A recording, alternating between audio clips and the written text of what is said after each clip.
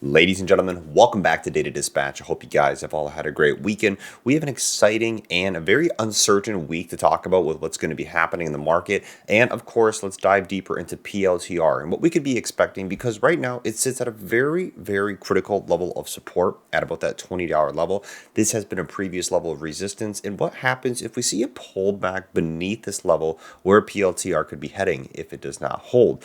Now, if you are a new or returning viewer, hit that like button, subscribe for daily videos, and of course, I'm not a financial advisor. I'm collecting all the data and dispatching it to you. Now, looking on the screen here, you can see closing on last Friday's trading session, PLTR closed at $20.47. We're seeing trading volumes that are basically a little bit, this has been trending underneath that 3-month average volume.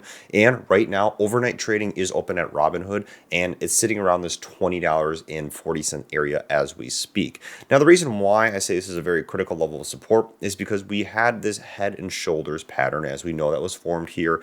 Everybody's been talking about this for PLTR in terms of a technical analysis perspective, and which is typically bearish in nature. Now, if PLTR falls beneath this $20 level of support, if you look at this trend line right here, this is the gap that was created after Q4 earnings, from going from the 16 to 17s up here to the mid 20s.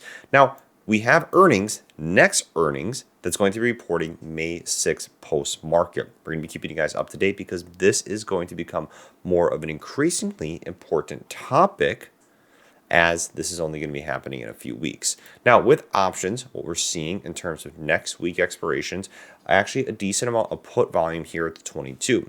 This means that a general amount of the market is expecting possibly a little bit of a pullback here. And why this is going to be happening is because we have very uncertain data that could lead to lower probabilities of the Fed decreasing those interest rates or making those interest rate cuts. So this isn't really necessarily Palantir specific. This is more kind of global market specific, and also with the Mid-Eastern tensions, things that are happening right there. And as we had the S&P 500 closed below 5,000 for its first time since late February.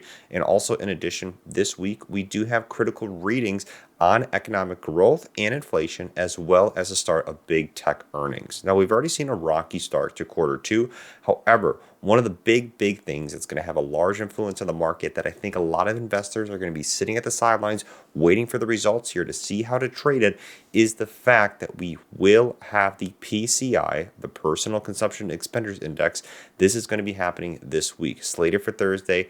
And for Friday right here, the Fed's preferred inflation gauge. Now, this is going to be a big indicator and a probability gauge of if the Fed is going to be decreasing those rates, what's going to be happening, because as we know, inflation is still decently high. We're seeing oil prices that are continuing to rise, and also we've seen the Fed say that they will not cut rates until we see a good impact on inflation continuing to cool. And we just have not seen that throughout the year of 2024.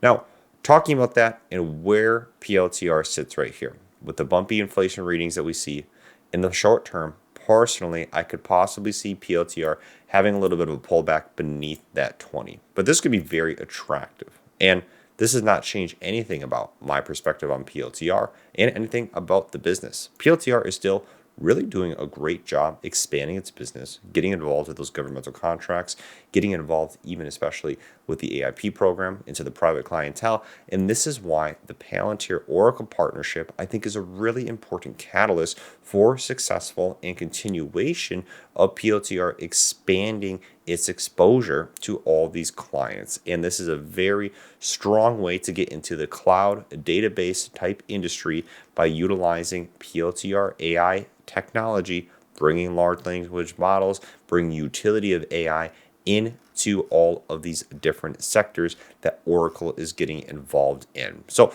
right here, Palantir and with the Oracle partnership to address the market and AI integration into the cloud infrastructure, Palantir's platforms, I think, will do a great job in completing that task. And they are a leading competitor, as we've seen, in the AI industry. And I think keeping on top of these partnerships, especially as competition will continue to rise, I think that's going to be really important for PLTR to keep up with these big earnings expectations. And like I said, May 6th, we're going to be looking here. It's going to be happening in just a few weeks. It's going to come up quicker than we know. 8 cents per share. That's what we're predicting. I think it's going to be earnings with all of the good governmental and private client contracts that we have seen being announced. And with the continued demand that we are seeing in AI, even though we're seeing a slight pullback in the market right now, we have seen that AIP has been very successful for Palantir.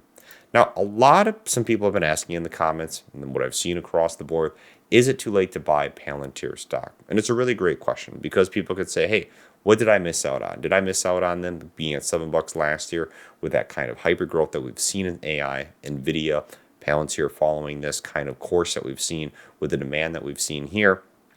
I would say no. In my opinion, I do not think it is too late to buy PLTR. Reason being here, market cap is only at $45 billion. If you compare that to one of the top big companies right now, looking at NVIDIA, market cap 1.91 trillion. So this really shows you in comparison here. Palantir is not even in the S&P 500 yet. We're hopeful this year.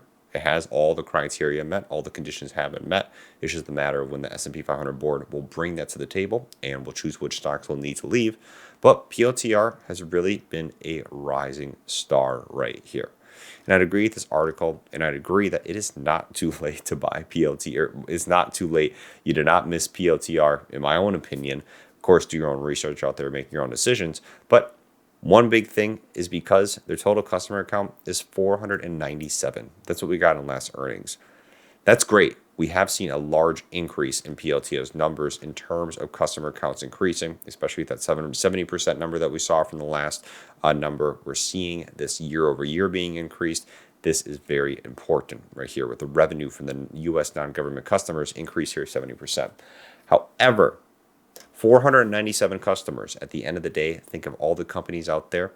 This shows you the potential that PLTR does have to expand to all of the different companies that are out there. And with that being said, Oracle, I think, is a big name, big partnerships that compute and compete against Microsoft, Alphabet, Amazon.